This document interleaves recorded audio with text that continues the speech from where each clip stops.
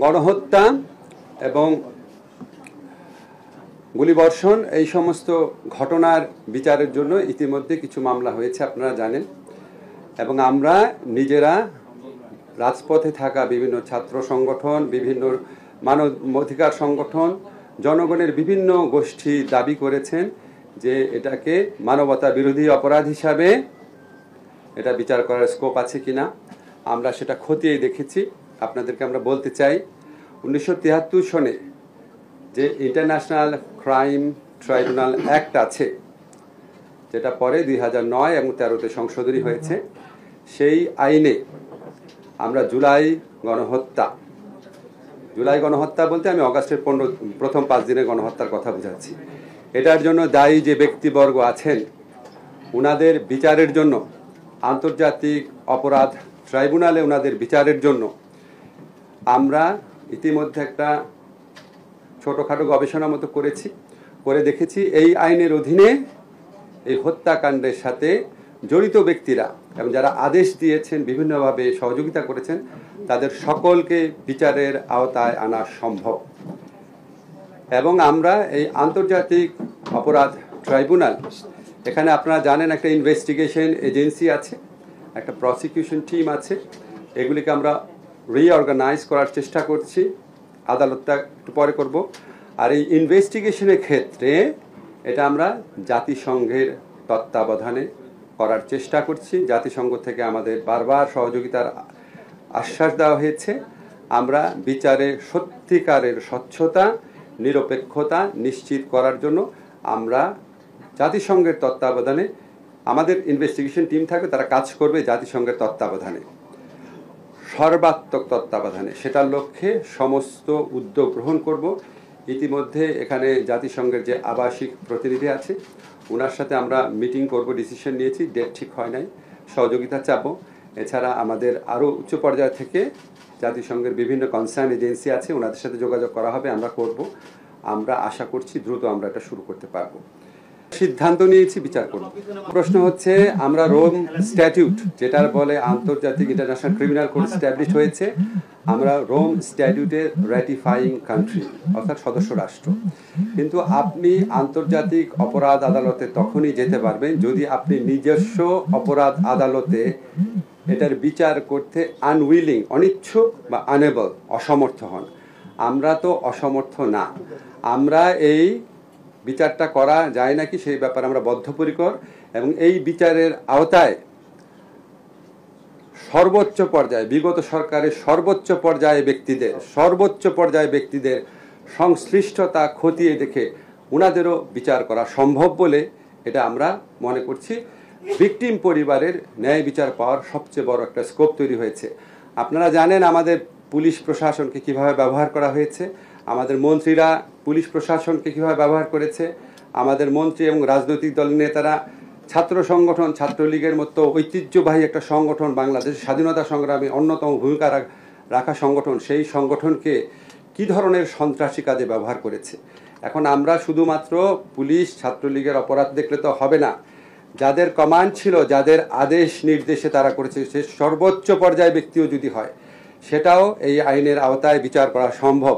যেই জন্য আমরা মনে করছি অপেক্ষাকৃত দ্রুততর সময়ে এই ঘটনার জন্য, এই হত্যাকাণ্ডের জন্য দায়ী, বারবার আমি বলছি, ক্ষমতার সর্বোচ্চ কেন্দ্র থাকা ব্যক্তিদেরও বিচার সম্ভব দেখে আমরা মনে করছি এই আইনের অধীনে ন্যায় বিচার, মানুষের বুকের ক্ষত, মানুষের আহাজারি। আমরা যখন এখনও, আপনারা সবাই জানেন, আমরা এখনও যখন এই মুগ্ধের ছবিটা দেখি, আবু সাঈদের ঘটনাগুলো দেখি, আমি আর বলতে চাই না এগুলি, এখনও আমাদের বুকে হাহাকার করে ওঠে।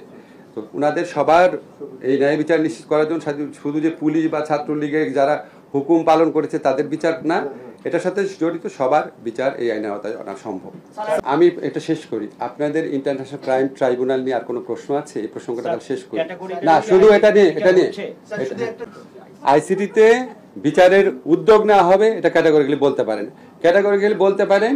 এই আইসিটি যে আন্তর্জাতিক অপরাধ ট্রাইব্যুনাল আছে, এই বিচারের আওতায় আমাদের সাবেক সরকার প্রধান সহ অন্য যারা জড়িত থাকার অভিযোগ রয়েছে, যাদের আদেশ নির্দেশ থাকার অভিযোগ রয়েছে, আমরা পত্রপত্রিকায় দেখেছি, কিছু মন্ত্রীর নাম দেখেছি, সর্বোচ্চ পর্যায়ে আমরা এখানে কোনো ছাড় দিব না। যদি এখানে আমাদের বিদায়ী সরকারের প্রধানমন্ত্রী সহ অন্যদেরও যদি কমান্ড রেসপন্সিবিলিটি থাকে, আমরা সেটা পর্যন্ত খতিয়ে দেব। প্রথম করব, আমি তো আপনাদের ধরেন এত কিছু উত্তর দিতে পারবো না এখনই। আমরা বিচারের উদ্যোগ নিব, তারপরে ওইটা হচ্ছে পরের প্রশ্ন, সেটা আমরা খতিয়ে দেখব, অগ্রাধিকার ভিত্তিতে যাব। আপনারা তো জানেন একটা বিচার কার্য কত জটিল বিষয়। আমাদের প্রথম প্রায়োরিটি হচ্ছে জুলাই হত্যাকাণ্ডের বিচারের উদ্যোগ। সেকেন্ড প্রায়োরিটি হচ্ছে এই যে আপনাদের গায়েবী মামলা হয়েছিল, অবিশ্বাস্য সব মামলা, যেগুলি আপনারা সাংবাদিকরা যেগুলি উদ্ঘাটন করেছেন, আপনারা সাংবাদিকরা প্রমাণ করে দিয়েছেন গায়েবী মামলা আপনাদের রিপোর্টে, কিন্তু আনফর্চুনেটলি আমাদের বিচার বিভাগের চোখে পড়ে নাই। কেন পড়েনি আমি খুব অবাক হতাম। আল্লাহ আমাকে সুযোগ দিয়েছে এটা জানার, চেষ্টা করার জানার। অবশ্যই আমরা গায়েবী মামলা প্রত্যাহার সহ মিথ্যা ষড়যন্ত্র মামলা যা হয়েছে পরের স্টেপে আমরা দেখব। আপনি আয়নাঘরের ব্যাপারে যেটা বলেছেন, আয়নাঘরের ব্যাপারে যে ভিকটিমদের ইয়ে করা, আপনার হেল্প করা, সাহায্য দেওয়া বলেছেন, ভিকটিমদেরকে আইনগত প্রতিকার দেওয়া, যারা গুমের শিকার হয়েছেন তাদেরও স্কোপ রয়েছে, তাদেরও আইসিটিতে আসার, ইন্টারন্যাশনাল ক্রাইম ট্রাইব্যুনালে আসার স্কোপ তাদের রয়েছে। আপনারা মনে রাখবেন এই ট্রাইব্যুনালে যে কোনো ব্যক্তি মামলা করতে পারে, এমনকি স্টেটও মামলা করতে পারে। ওনারা এনফোর্স ডিসঅ্যাপিয়ারেন্স বা গুমের মামলা করতে পারেন, এবং গুমও আপনার এখানে মানবতা বিরোধী অপরাধে যে ডেফিনেশন আছে সেটার মধ্যে গুম নামক অপরাধও অন্তর্ভুক্ত। ওনারা করতে পারেন, অথবা পরে স্টেটের পক্ষ থেকে আমরা উদ্যোগ নিতে পারি। এটা নিয়ে আমরা সিরিয়াসলি ভাবি নাই। আমরা প্রথম জুলাই হত্যাকাণ্ডের ব্যাপারে জোর দিচ্ছি, ওইটা অত্যন্ত গুরুত্বপূর্ণ। কোনোভাবেই আমি এটাকে খাটো করে দেখছি না। অবশ্যই এই ব্যাপারে ভিকটিম পরিবারের যে কেউ আমাদের হেল্প চাইলে আমরা সর্বাত্মকভাবে হেল্প করব। ইন্টেনশন ওয়াইজ যদি বলেন, প্রিন্সিপাল ওয়াইজ যদি বলেন, অবশ্যই আমাদের ইন্টেনশন আছে, আমাদের প্রিন্সিপাল রয়েছে, যে কোনো অপরাধের বিচার করব। আমার দেশের সম্পদ, আমার দেশের ব্যাংক লুটপাট করে নিয়ে যাবে, এটা তো আমার আপনার টাকা, এটা তো আপনার সাবেক সরকারের মন্ত্রীদের টাকা না, জনগণের টাকা যারা নিয়ে গেছে তাদের অর্থ ফেরত আনার ব্যবস্থা করা, তাদের বিচারের সম্মুখীন করার জন্য যতটুকু করা দরকার অবশ্যই আমরা করব।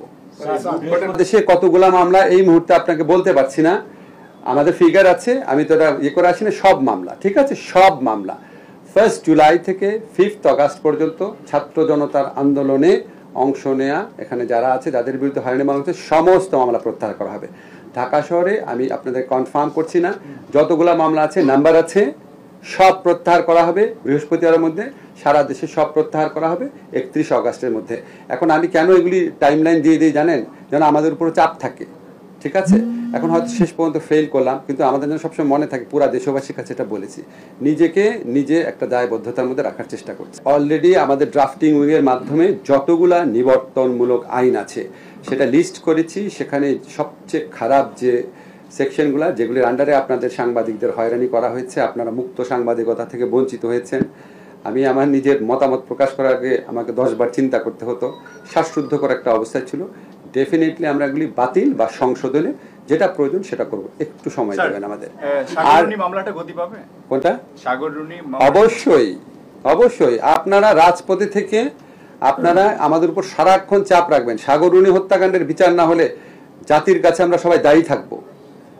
আমি বিশ্বাস করতে পারি না যে এরকম একটা ফার্স করা হয়েছে, এরকম একটা নির্মম হত্যাকাণ্ড নিয়ে। অবশ্যই হবে। এই ব্যাপারে এখনো স্টাডি করি নাই, আমি স্টাডি না করে বলবো না।